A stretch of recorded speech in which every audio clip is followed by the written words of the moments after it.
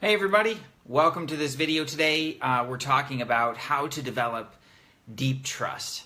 And this is a really important topic for a lot of different reasons because your trust is going to have to do with how confident you feel functioning in the world, functioning in your life, working with other people and things like that. And I gotta say, I'm sure all of us at some point or another have been really let down by somebody else, really disappointed, somebody went back on their word or just did something that really didn't feel right, and so it erodes trust really, really quickly. And I think probably all of us too have had a situation where you see where it just takes that one little thing to destroy trust between two people, and sometimes a really big thing, but either way it can be just one thing for all this time, and then all of a sudden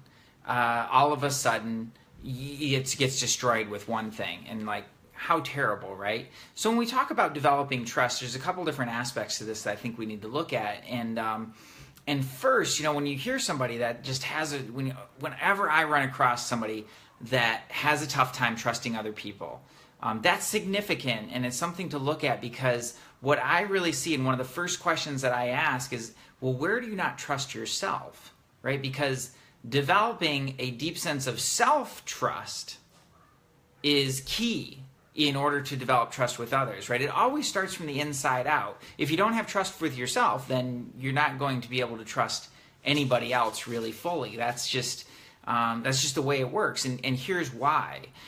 So let's imagine that you continue to make commitments for yourself and then go back on your word.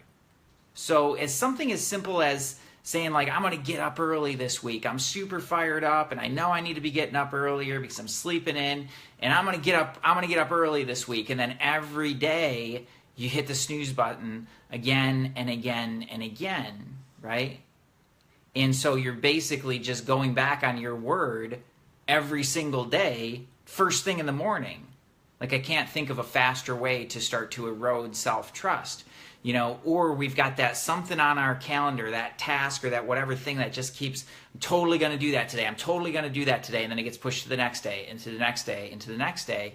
And it becomes really easy to erode our own self-trust. Because what do you look for in somebody else, right? If when you consider somebody really, really trustworthy, what do you look for? It's, okay, well, number one, I can count on that person doing what they say they're going to do. And number two, I can count on that person being who they appear to be, right? That's not to say that there's not nuances to their character, but that is to say, I can count on that person to be who they say they are. And those two things that's a huge portion of what trust is all about. I can count on you to do what you say you're going to do, and I can count on you to be who you appear to be, right? And with ourselves, when we say we're going to do something and we don't do it, it destroys your own trust in yourself. So why would you be able to trust anybody else if you can't even trust yourself first, right? That becomes really painful. And it also, what does that do? Well, it erodes your confidence. So now you're not really even comfortable. You'll become less comfortable taking powerful steps in your life or taking powerful action in your life because, you don't even know if you're going to be able to follow through on it. Because time and again, we say we're going to do something and then we don't. Right? And this happens for some interesting reasons. I think one of the reasons is that we way overcommit. So we commit ourselves to way too many things. Yeah, I'll totally do that. Yeah, I'll totally do that. Yeah. And so one of two things happen.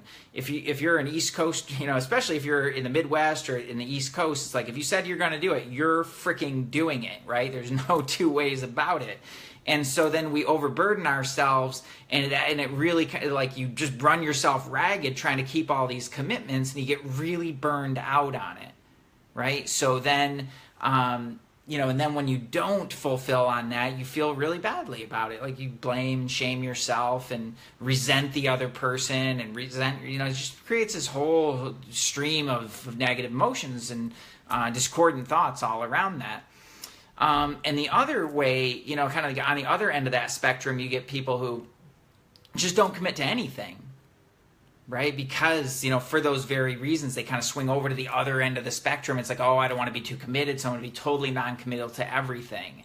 So they never have the opportunity to actually build trust with themselves because they were never committed to anything. So when you approach it kind of more with the middle path, right, a little bit more of a balanced or a measured approach to building trust, number one, you have to really consider what you're actually committing to and what that's going to entail. And have that willingness to really assess that before you take that on as a responsibility, right? That's so important to decide, well, am I really going to be able to see this through? And then as you're in it, to actually make an assessment and decide if that was reasonable, right? To be willing to walk away with that without the blame and the shame. But with those little things, so you see, like, self-trust gets built in little tiny increments. It doesn't get built like in one big sweeping moment. It gets built in little tiny increments. And those little things that we say that we're going to do to ourselves, and then, either we do and we continue to build trust, or we don't and we continue to erode trust. This is why you see that people who write down their commitments or their goals are way more successful at achieving those goals because they're held accountable in that way, right? They're being held more accountable to themselves, which is really powerful, right? So if you don't do that, that's something that I would strongly consider. Like, write those things down. Try to be big with it, right? Think big, but also be specific with what that is, or what actions you're committed to taking. That becomes really, really important. And then, man, I've been thinking about self-trust all day. That's awesome, Paula. Well, right, because it's a really important thing, because it builds confidence, right? And then another step to building that is then having that ability with yourself. Like, you start to see it like it's a plan in motion, right? It's a development, right? We talk about developing trust, so it's not like this magical thing in this magical moment. Because if you just immediately trust somebody right off the bat and you haven't assessed their character, well, you could very well be setting yourself up for disaster, right? Think about that. Oh, well. Have you ever told somebody, you meet a new best friend, you're like fast friends really fast, and you tell them, you tell them some of your secrets and everything like that, and they go tell everybody else. That's not their fault. Like, they're being who they are. That's your fault for not properly assessing them, right? And then you start to distrust other people, right? And you make it about them. And that's not right either, because it really comes back to you. Because I'll bet if you really listened intuitively to yourself and really paid attention to yourself, you would have noticed that, oh, like, maybe this isn't such a good idea because it wasn't really thought out, right? And in our terms, like how Kisma and I would refer to this, is just saying basically you didn't use your intellect, because the intellect is that piece that governs the mind and the emotions and helps to make positive choices in our lives, grounded choices in our lives.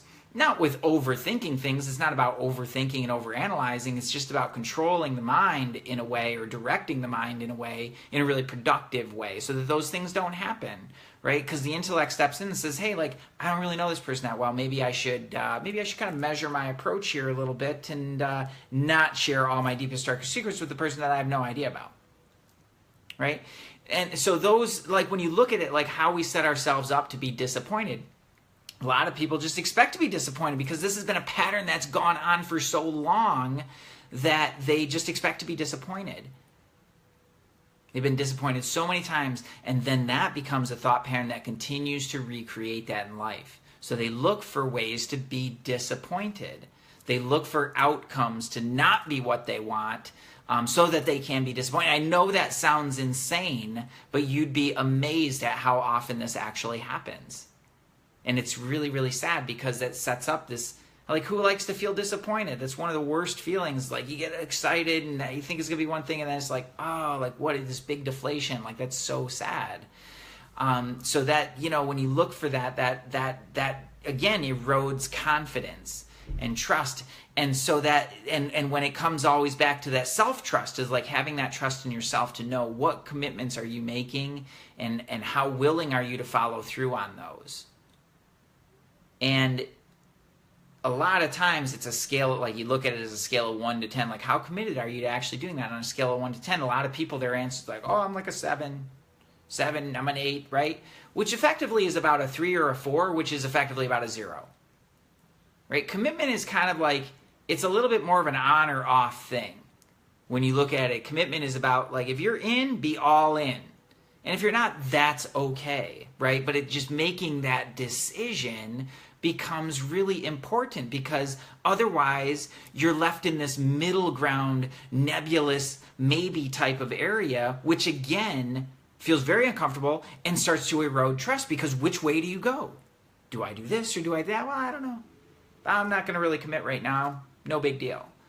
So you never have the opportunity to continue to build and develop your own self-trust. Now, one of the things that's also really important, because when you look at that through the continuum of your life, right? The more and more self-trust you have, the more willing you are to take risks and to go your own way.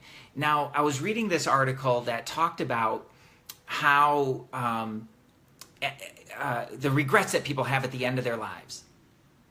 And you want to know what that number one regret is for people? It's, I wish I had lived life on my own terms and followed what I knew to be right, rather than living the life that everybody else expected me to live.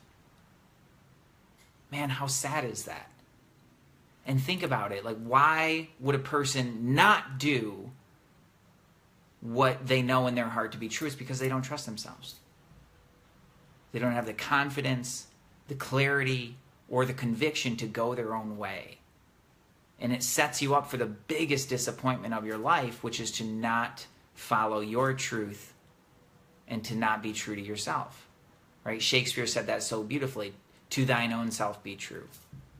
Always to thine own self be true. And that's how you stay in full integrity with yourself. And when you're in integrity with yourself, that's where you build a deep sense of self-trust. Now think about it this way too. When you have that absolutely steadfast, rock-solid trust in yourself, how easy is it to assess and trust other people?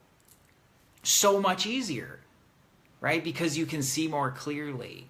Because you can expect them to act according to their nature, and you don't need to judge or make them right or wrong for doing that. And so when you're able to really have that sense of trust in your own judgment, in your own convictions, and in who you are, it becomes so much easier to relate to other people, and that's where trust is developed. And that's where the intellect plays a really important role, to truly assess their character, without making them right or wrong, without judging them, just to assess who they are, right? Person who's always late is going to be late, right? If you expect that person to be on time, you're setting yourself up for disappointment, right? And setting yourself up to not trust them. Well, that just doesn't make any sense. People act according to their own nature, right? And trusting your own assessment of that so that you can relate to them properly makes a lot more sense than judging them and getting disappointed, don't you think?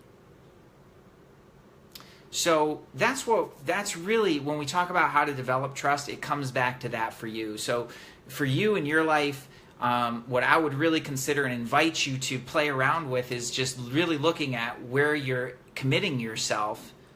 Are you overcommitting yourself and setting yourself up for failure? And how can you adjust that so that you follow through on what you say you're going to do? And if you find yourself just running yourself ragged doing that, then you may want to relook at what you're actually committed to and what's actually truly important to your highest dreams and goals in your life, so that you can start to build that trust. And if you're on the other end of that spectrum and one of those folks who just doesn't want to make any commitments at all, that's another one that you probably want to revisit and look at, okay, well, where can I make some really strong commitments to myself and to others so that I can continue to build my own self-trust and to really be true to myself. And I hope that helps you, right? Just kind of looking at it from those couple different perspectives and understanding that this is probably one of the most important things you could ever develop, because it gives you the confidence to be able to step into your life more fully, to be able to step in towards your dreams more fully, and to follow your own path, right? To not have to live the life that everybody else thinks you're supposed to have. Because I can guarantee that when you start to go your own way, people are going to have some questions about that, and it's definitely going to make a few people uncomfortable. So that conviction to stay your path and stay true to you, man, that's a game changer. And that's how you really set up a life that is totally regret-free. So I hope this helps. Again, so happy to have you all here. Thank you so much for checking out this live video. Really appreciate it, and look forward to seeing you on the next one. Please share your comments and your thoughts below, and we'll keep the conversation going, everybody. If you haven't checked out Kisma yet, she's doing a live weekly show on Fridays at 12:30 p.m. So you missed it today, but it's coming out, again next week, and you can always catch the recordings.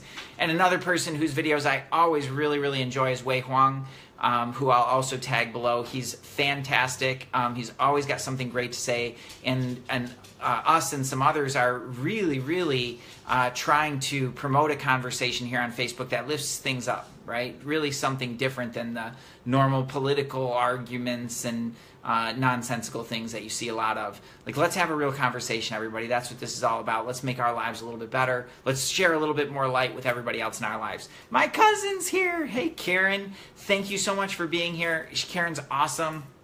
So I just want to say thank you to all. Have a really fantastic day, everybody, and we'll catch you on the next video. Namaste.